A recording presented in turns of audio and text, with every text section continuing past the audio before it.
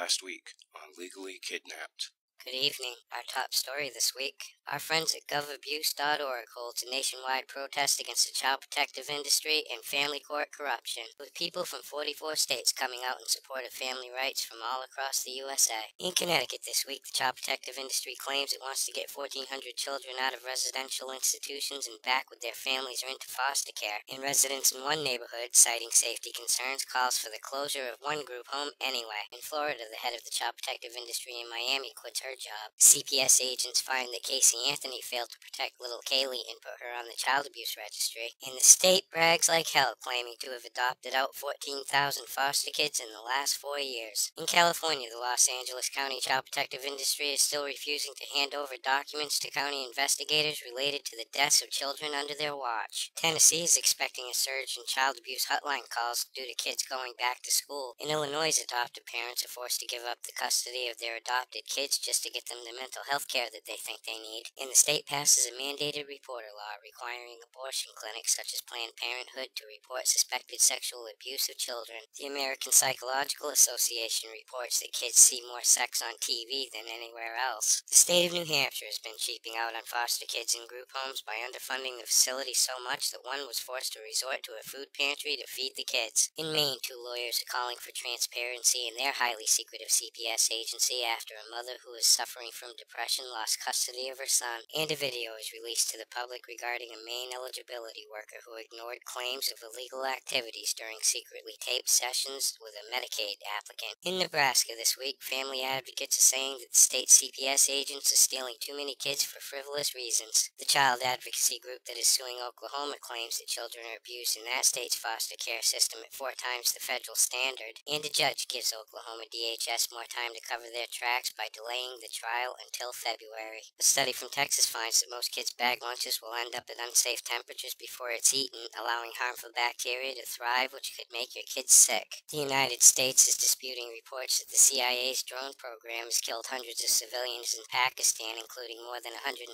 children. Presidential candidate Michelle Bachmann doesn't want to talk about her foster kids except when it suits her for public relations purposes. And the answer man figures out that during her time as a foster care contractor, Representative Bachmann made about $47 per day per child. In Washington, the child protective industry leaks the personal information of parents in nearly 4,000 cases, putting parents at risk for identity theft and physical or emotional harm. West Virginia is worried about its CPS agents burning out. A new study finds that Facebook has psychological consequences for teenagers. The head of Nevada's Clark County child protective industry quits as of August 19th, and the use of powerful mood-altering drugs for mental health treatment is way overused in Nevada's foster care system. In Guatemala this week, a court orders a Missouri couple to return an illegally adopted stolen child to their real parents. Only 5 to 10% of abducted children are recovered because of the Hague Convention every year. Mentally challenged kids are living in pitiful conditions in the orphanages of India, and China makes its plan for a new women and children's welfare system. In New Zealand, a CPS agent who beats his own kid with a broom loses his job. South Korea is all worried about a low birth rate, and the Filipino Congress bans the use of spanking as a discipline method for children. In Australia this week, an ombudsman's report exposes child protection failures in the Northern Territories by not cutting down on a backlog of cases that had not yet been investigated. Members of the Stolen Generation gather at a summer camp in hopes of healing from the psychological damage caused by their separation from their families, and church leaders in Victoria are claiming that not smacking children will lead to a generation with no respect for authority. In Canada, the government of British Columbia is misleading the people about the quality of care for the developmentally disabled living in group homes. A professor of social work in Manitoba says that the Canadian CAS agents have too much power and need to be reined in. A former sex worker who started out as an aged-out foster kid is found dead in her home, and 9 teenagers went away from a First Nations group home, with all but one getting caught and returned. All hell breaks loose in England this week as rioters hit the streets with social services and absent fathers taking the blame. Police can't lock up 11 and 12-year-old rioters, and a British social worker wannabe even gets in on the fun by going into a store and stealing a TV. British watchdog group Ofsted begins surprise inspections of the child protective industry, finding shortcomings in Pembrokeshire Council's child protection system, and the Hull Council fails to protect a kid who was threatened with a knife. In entertainment news this week, Charlie Sheen takes up the challenge to help sick and dying babies. Kate Gosselin says that the kids want her to get married again, and the makers of Sesame Street refuse to cave into the demands of a gay rights campaign demanding that Ernie and Bert get married and live together as a gay couple by saying that they are puppets, and although identified as boys, they have no sexual orientation whatsoever. In Kansas this week, the grand jury indicts a woman for conning a few wannabe parents in an adoption scam. In California, a foster mother is found guilty of breaking the bones of a 3-month-old in her care, and an aged-out foster kid from Myrtle Beach returns and attempts to sexually assault his former foster mother. In New Mexico, a CPS agent is charged with the criminal sexual contact of a minor. The Pennsylvania judge who got hefty kickbacks in exchange for locking kids up in corporate-run juvenile detention facilities for long periods of time gets 28 years in jail. A Washington firefighter commits suicide after getting caught molesting his adopted children, and his wife stands accused of physical abuse and turning a blind eye to what her husband was doing. The Michigan mom who held police off during a raid led by CPS agents back in March is found in neglect for not drugging her daughter, and a doctor testifies that the kid was so combative when she arrived at the Hawthorne Center that they had to dope her up with antipsychotics just to calm her down. In Louisiana, 2 real mothers attempt to rescue their kids from the foster care system. In New Jersey, a woman is cleared by the state Supreme Court, thus overturning the claims of a CPS agent. In Virginia, a foster parent has to pay back almost $12,000 that he was paid in error due to the slacking and ass-dragging of his own CPS agent. And finally, tonight, researchers studying a colony of Nazca boobies finds that baby birds who are abused by their parents tend to grow up to be abusers themselves. For these stories and all the latest dirt on the child protective industry, visit www.legallykidnapped.com. And until next week, this is Baby LK,